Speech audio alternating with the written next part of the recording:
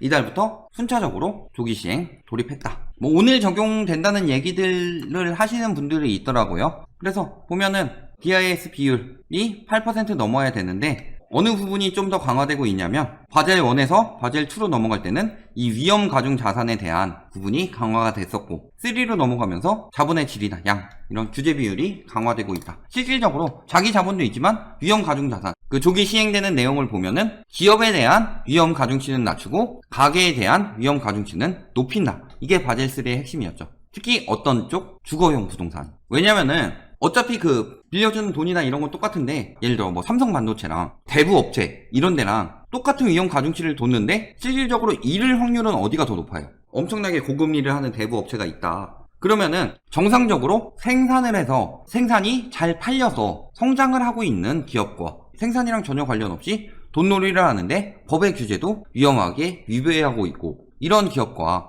비교를 해보면은 당연히 어느 쪽이 안전한지는 나오죠.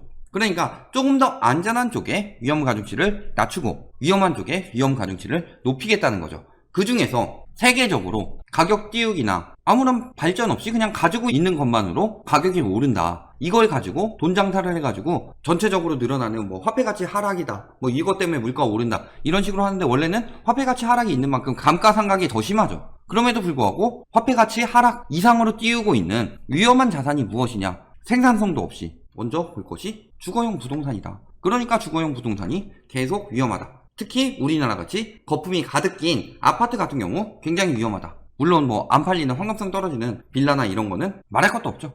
하지만 아파트도 위험하다. 순차적으로 도입해서 2022년까지 시행할 것을 회원국에 권고를 했는데 일단 급한 거는 이제 지금부터 도입이 되는 거고 6월 말부터 도입이 되는 거고 오히려 미리 도입했다가 국가가 위험해질 수 있는 것들은 우리나라는 23년부터 시행하기로 미룬 거죠. 원래 22년이었었는데 내용 보면 어떤 것들이 있다. 시행 시기 보면은 다 도입되는 것처럼 하는데 6월 말에 도입되는 데는 광주 전북은행이랑 JB 은행 지주 회사 쪽 들어가는 거죠. 9월 말에 신한, 우리, KB 이런 데들, 농협 이런 데들 들어가는 거고 12월 말에 이제 산업기업은행, 내년 3월에 하나, 내년 6월에는 수출입까지 꾸준히 이렇게 적용이 될 것이다. 조기 도입 신청하지 않은 SC, 제일은행이나 CT은행, 카카오, K뱅크 요거는 2023년부터 적용이 된다. 물론 조기 도입 안 하는 데는 그만큼 메리트는 있겠지만 실질적으로 위험도도 더 높아지겠죠. 그만큼 또 위험하게 운용을 하고 있기 때문에 조기 도입을 해도 맞추기 힘들다라는 거죠. 그래서 조기 도입을 하게 되는 은행들은 기업 쪽으로 더 비중을 주겠죠. 왜냐? 내용을 보면은 중소기업 대출의 위험 가중치를 100%에서 85%로 하향한다. 잠깐 앞에 보시면은 자기 자본이 한 680 정도 있었다. 근데 얘가 위험 가중자산이 100으로 쳤으면 100% 곱하면 8% 넘는 게 안 되죠. 6.8%밖에 안 되잖아요. 근데 얘가 85로 낮아진다. 그러면은 실질적으로 이거 계산하면 8이 나오거든요. 그래서 8 이상이 되니까 맞춰지는 거죠. 그래서 같은 돈을 빌려주더라도 기업에 대한 위험 가중치가 떨어지기 때문에 더 많은 자금 운용을 할 수가 있고 더 많은 이자 놀이를 할 수가 있다. 그러니까 조기 도입하는 거죠. 그래서 보면은 이런 거 낮춰주고 또 부도시 손실률도 기업과 부담보대출, 부동산 담보대출 손실률을 이거는 기업에 관련된 부동산 담보대출이죠. 45%에서 40% 그리고 35%에서 20%로 기업에 대한 부동산 담보에 대해서 부도시 손실률을 낮춰줬다.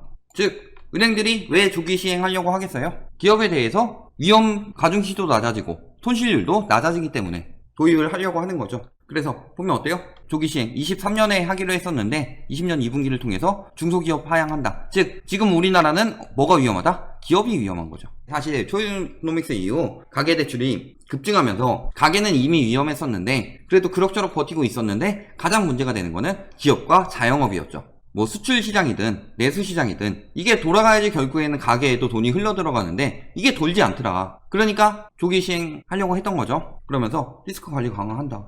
그러면은 바젤 조약이란 것 자체가 원래 왜 하려고 했던 거였어요?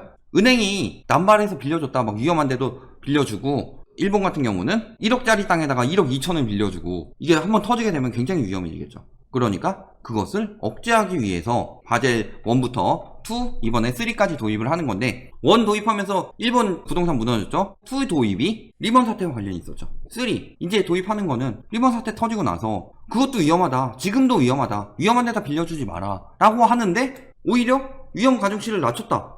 그러면은 은행들 돈 더 빌려주라고 해주는 거 아니에요? 이런 식으로 생각할 수 있겠죠. 결국은 뭐예요? 부동산 채무 보증, 그리고 고위험 투자 상품에 대한 건전성 관리 강화한다. 특히 증권 쪽. 그러니까 증권 쪽의 부동산 채무 보증이 자기 자본 대비 부동산 채무 보증 한도를 100%로 설정한다. 다음 달부터. 경과 조치는 120, 110 해가지고 조금씩 낮춰가면서 결국 100%로 맞추는 건데 실질적으로 증권사에서 가게한테 부동산 담보대출을 빌려준다든가 이런 거는 아니죠. 뭐가 문제가 되는 거예요? 여기서? 건설사들 같은 경우 예전에 업황 전망 자체가 작년 6월까지만 해도 92.2였는데 지금 75.3.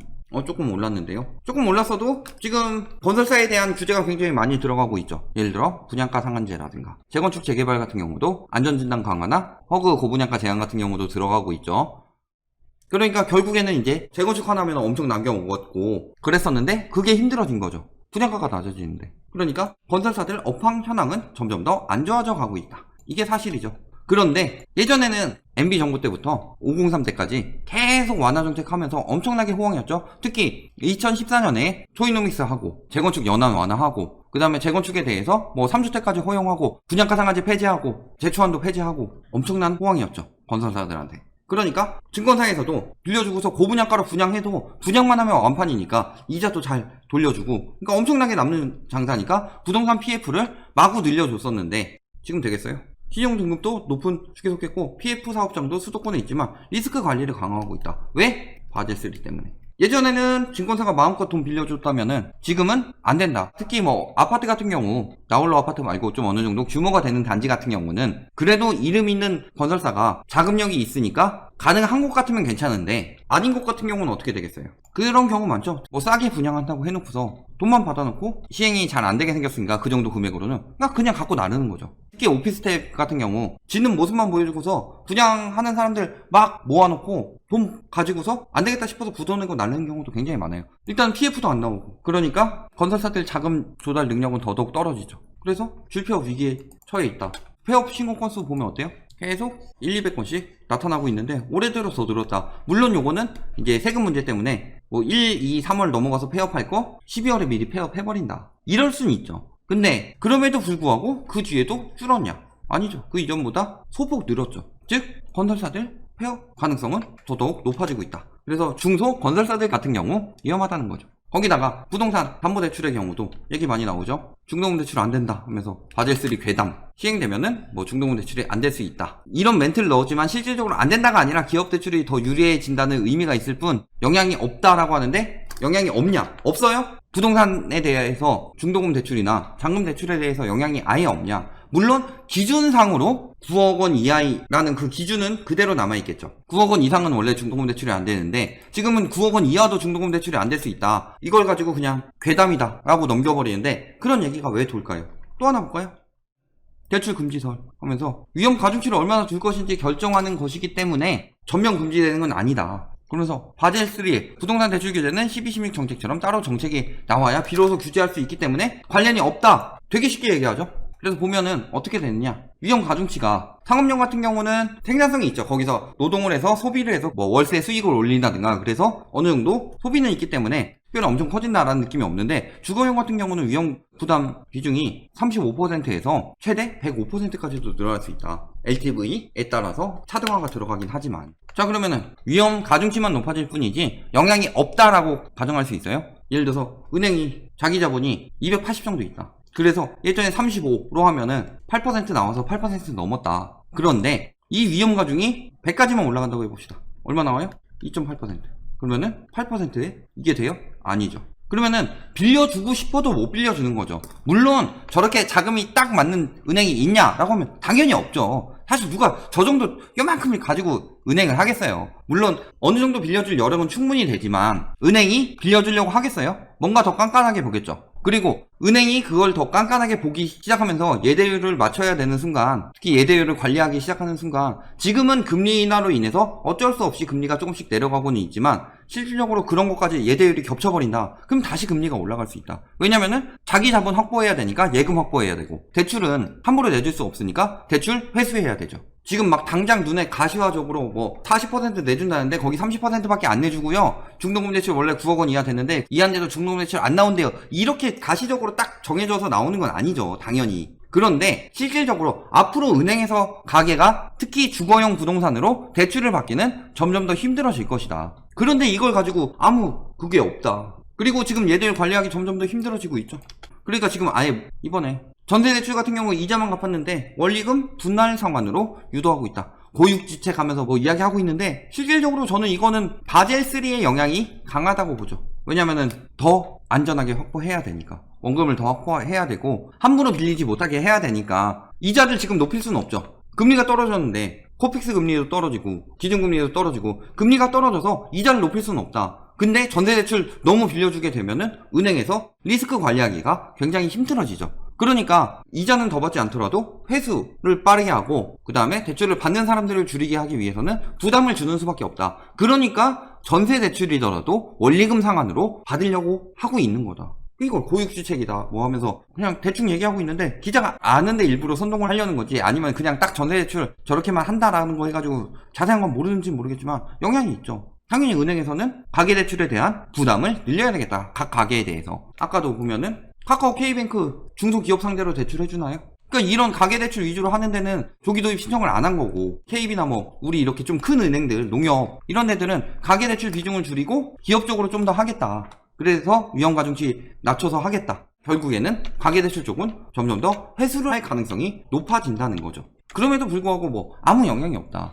사실은 규제 지금 들어가고 있는 것도 일단은 가계부채 억제와 함께 바젤3의 영향이 있다고 그랬죠. 그리고 은행들의 예대율 위험도는 점점 더 높아지고 있다. 그 이유는 금리가 낮아졌기 때문이죠. 세계적인 위기 때문에 금리가 낮아졌고 그전엔 금리를 올리려고 그랬죠. 가계부채를 억제하고 그렇게 하려고 했던 이유는 정부에서 그냥 뭐 때려잡으려고 대출 규제를 했다 그러면서 뭐 되도 않는 정책 쓰고 있고 뭐 이런 게 아니다. 그냥 뭐 투기꾼을 잡으려고 가계 LTV까지 억제해서 투기과열지구 늘리고 이런 게 아니다. 가계부채를 억제해야만 한다. 왜? 세계적인 기준으로 그렇게 협약을 하기로 돼 있는데 안 하게 되면 우리나라는 경쟁력이 굉장히 떨어지는데 이걸 가지고 뭐 실수요 잡는 정책이라느니 가계부채 억제될 때까지는 집사기는 굉장히 힘들어질 것이고, 이렇게 경제 위기에다가 부동산 거품이 동시에 겹쳐서 한번 큰 침체 오면은 가계부채 줄어들면서 집값도 계속 같이 떨어진다. 근데 이거는 집값이 떨어져서 가계부채가 줄어드는 게 아니라 경제가 위기여서 가계부채를 갚느라 위기였기 때문에 대부분의 여력이 들어가기 때문에 집을 살 여력이 안 생기니까 집값은 자동으로 떨어지게 되는 거다.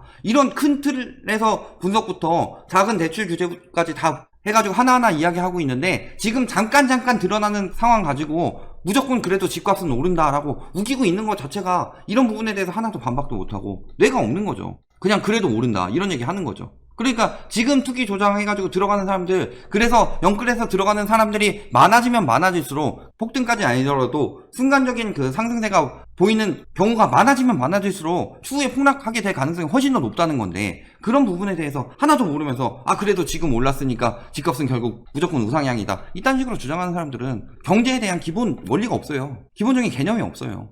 이 바젤3 조기 도입부터 해가지고 앞으로 규제는 계속 강화될 것이다. 그것까지 보면은 굉장히 집을 사기에 위험한 상황이다. 특히 분양가 상한제 이후에는 기사 호도들도 줄어들면서 심리는 더 급강할 것이다. 이런 부분 꼭 기억해 두시고 지금 집 사지 말고 주의하라라고 계속 말씀드린 이유, 당연히 그 가계부채에 대한 엄청난 파장이 일어날 것이기 때문이다. 이건 단순히 우리나라뿐만이 아니라 세계적으로도 되는 상황이고, 지금도 아까 보면은 전세대출 원리금 분할 상환 들어간다고 그랬죠. 은행에서 회수하려고 하는 거죠. 대출 규제는 이미 들어갈 만큼 들어갔고 이건 정부에서 해줘야 되는 거고, 그러니까 이런 식으로 쓰고 있다. 바젤3 도입돼서 금융이 적용되는 것이 굉장히 큰 것이라는 거 꼭 기억해 두시기 바랍니다.